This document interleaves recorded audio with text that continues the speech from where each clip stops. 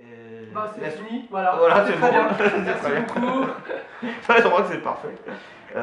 Structure narrative d'abord. C'était évident cette structure-là ou pas? Parce que c'est une structure assez particulière par rapport aux comédies dramatiques habituelles. C'est-à-dire à mélanger à la Ouais, fois un road movie et en même temps un film en flashback. Et en plus, cette ouais, structure de flashback-là, qui est de partir du plus récent au plus ouais, ancien, ouais. c'était évident dès le départ ou ça s'est construit petit à petit ça? Ça s'est construit à l'écriture assez rapidement. Je voulais faire un road movie à partir du point de départ de cette amitié improbable entre trois hommes de 20 ans, 30 ans et 40 ans, interprétés par Pierre, Nicolas et François-Xavier de Maison.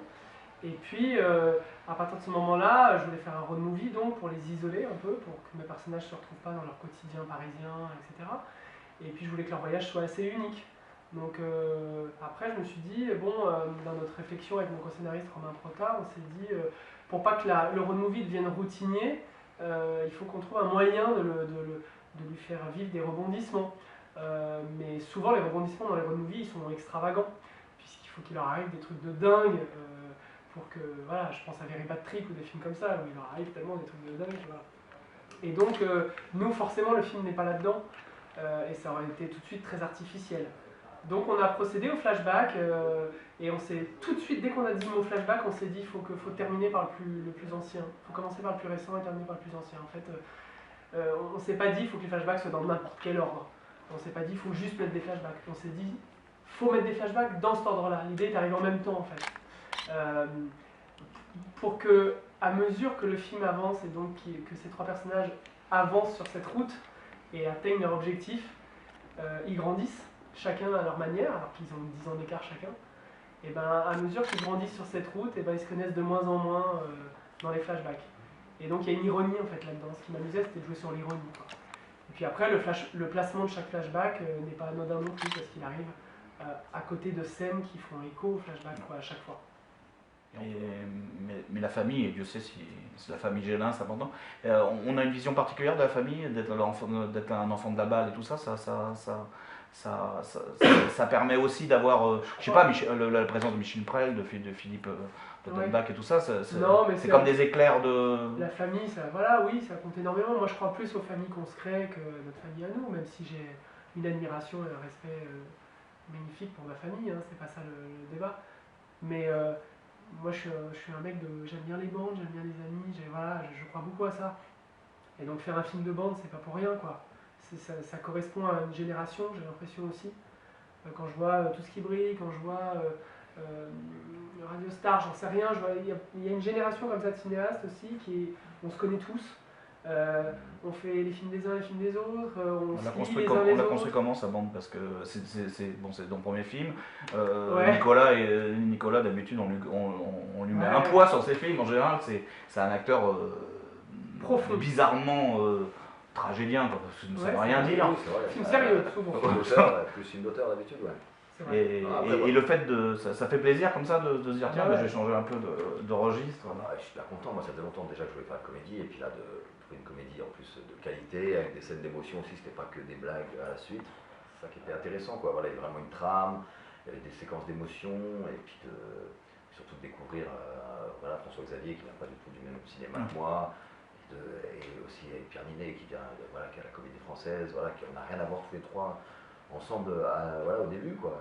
Comme c'est exactement, on a vécu dans notre vie, dans ce que nous on a partagé ensemble, on a vécu le film quoi.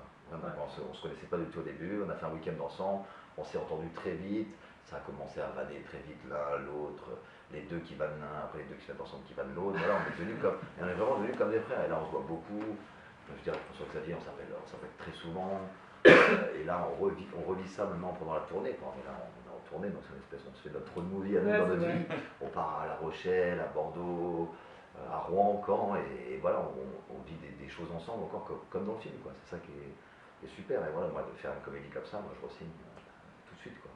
Et le fait que ce soit road movie, ça veut dire qu'on tourne pas dans les mêmes endroits, ça renforce ces liens-là. Parce que je suppose qu'on a le droit aux hôtels, aux machins, c'est pas on rentre chez toi le soir. Exactement ça. On a commencé par justement ce voyage. Donc voilà, toute l'équipe était ensemble. Le soir, personne ne rentrait chez soi, donc on était dans le même hôtel. Bon, on est fixé dans des hôtels 5 étoiles, mais voilà, ça nous a vraiment soudés. On on allait picoler ensemble, on se faisait des bouffes ensemble.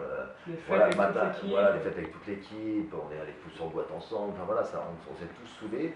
Et je crois que ça se ressent vraiment dans le film, quoi. C'est vraiment ce qui se passe, et c'est vraiment sincère, quoi. C'est pas de là, on n'est pas en train de faire de la promo, si. Mais c'est pas, on dit pas ça pour la promo, quoi. C'est vraiment, il s'est vraiment passé ça. Il faut savoir que Nico n'est pas du genre à mentir, hein, en règle générale, Non, de toute façon. on n'en a pas besoin, je crois.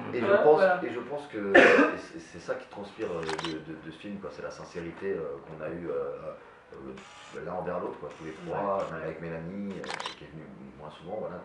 Mais c'est quelque chose de sincère, quoi. Moi, dans le week-end qu'on a fait juste avant en préparation pour se rencontrer, en fait, tous les quatre, on avait l'objectif de lire le scénario, de travailler, d'avancer sur les personnages et tout. Et puis, bah, on n'a pas du tout fait ça. Et en fait, ce week-end d'intégration, comme dit si bien FX, est devenu un week-end de désintégration. Parce qu'ils ont vécu, parce que moi j'étais témoin, mais ces trois mecs ont vécu en 48 heures 10 ans d'amitié. Mais vraiment, c'était impressionnant. Et en fait, pour moi, c'était magique, c'était un cadeau pour moi, parce que je voyais mon film prendre vie. Et ce qui est dingue, c'est que ça a été immédiat, quoi. C'est fou. Ça a été à la sortie du train, FX nous attendait pour nous prendre en voiture, et ça a commencé déjà dans la voiture, quoi. C'est ça qui est incroyable, quoi. Moi, j'ai découvert quelqu'un que, voilà, maintenant je vais dire c'est comme un frère, mais c'est vraiment ça, quoi. C'est quelqu'un que j'adore, et j'ai beaucoup de, voilà, c'est quelqu'un que je respecte beaucoup, et j'ai beaucoup d'admiration pour ce mec-là, quoi. Parce que c'est un super mec, quoi. Et Pierre Ninet, pareil, quoi. C'est incroyable de voir un mec de 23 ans, talentueux comme ça, quoi. Voilà, on s'est vraiment trouvé, voilà, on s'est fait une petite famille, quoi. C'est vraiment ça, quoi. Donc, pour moi, en tant que metteur en scène, c'était un cadeau parce que j'avais plus rien à fabriquer. En fait. L'essence du film existait déjà. Mais comment on l'a créé cette... C'était évident au départ, je veux dire, plutôt François Xavier? Non, je pense qu'il y a une envie...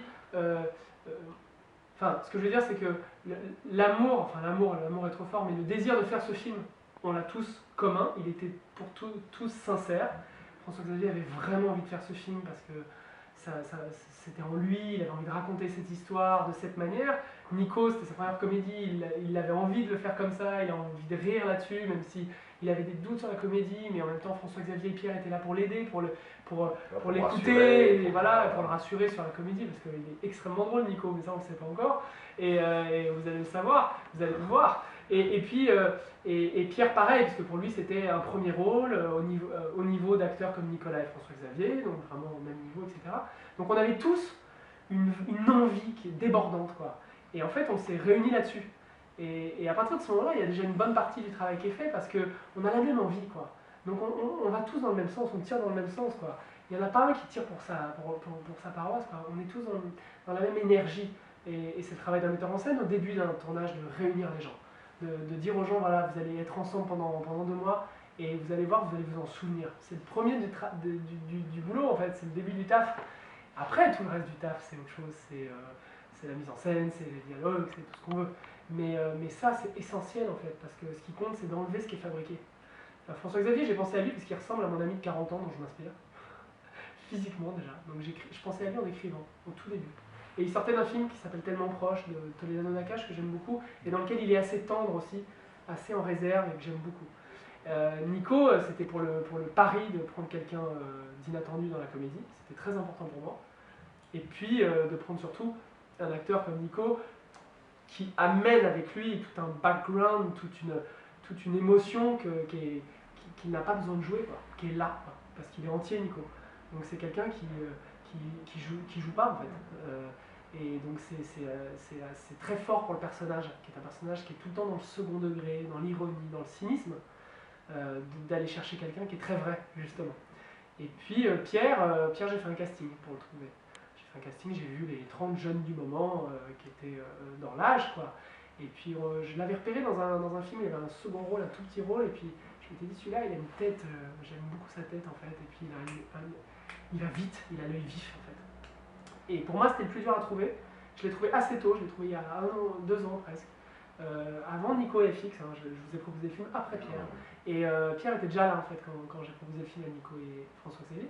Et Pierre, c'était une évidence tout de suite parce que pour que ça marche, pour que ce môme de 20 ans soit au même niveau que Nicolas et FX avec leur carrière de cinéma, leur technique d'acteur et puis leur background d'être humain, d'adulte, il fallait un jeune de 20 ans qui a un truc en plus. Il fallait quelqu'un qui a un œil vif, qui est plus intelligent que les autres, qui est plus malin, qui est plus vif, qui va plus vite. Et Pierre, c'était tout de suite ça. Parce que Pierre, il a 5 ans d'avance sur tous les autres de son âge. C'est juste fou. génial, quoi. Et du coup, ça marchait, parce que du coup, il était au niveau des deux autres, quoi. Et c'est ça qui est super, parce que le personnage, il doit être très très naïf. Dans le film, il est très premier degré, très naïf. Il a beaucoup de candeur, et en même temps, par moments, il est beaucoup plus mature que les deux plus âgés. Et pour ça, pour que ça marche, pour que ce soit crédible, et pour qu'un mec comme Nicolas ou comme François-Xavier, qui sont des hommes, à qui on ne leur fait pas, quoi, avec un petit jeune, il faut quelqu'un en face qui sait te regarder droit dans les yeux, qui quand il te regarde droit dans les yeux, il te dit quelque chose vraiment, quoi, qui ne fabrique pas non plus.